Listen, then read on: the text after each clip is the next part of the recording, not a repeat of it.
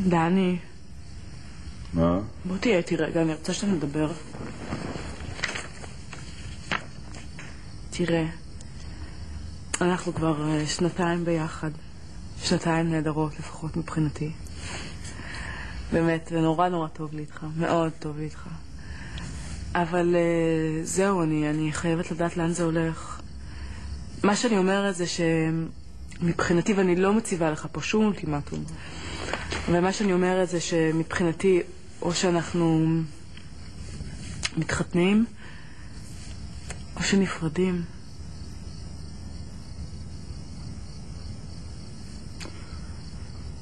אז נפרדים. תראה, אולי לא ניסחתי את זה כמו שצריך. אז ככה קצת דחקתי אותך לפינה ולחצתי אותך, אז תן לי לנסח את זה עוד הפעם.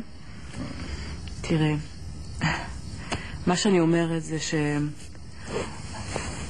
או שאנחנו מתארסים עכשיו, כלומר, בזמן הקרוב, או שנפרדים. אז נפרדים. רגע.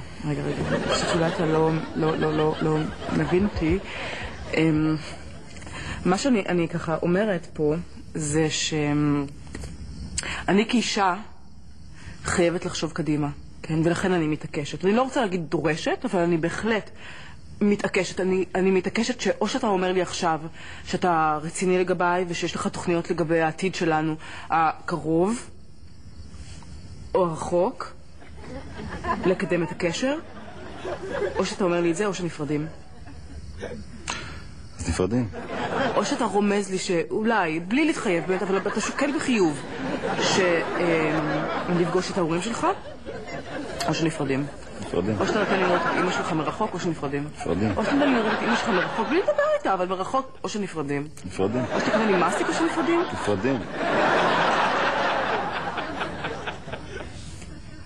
או שאתה אומר לי עכשיו שאתה שוקל באופן חד משמעי שאני אביא לך קפה למיטה ושנצרף למיטה בחורה שלישית, או שנפרדים. ולבחורה חייב להיות ציצי גדול. נשארים. רק אולטימטום, אתם מבינים? איזה כפרי אותי, באמת. תמיד אותו דבר, כוח. איך אתה רוצה את הקפה שלך? חצי פעם? אני בוגיה?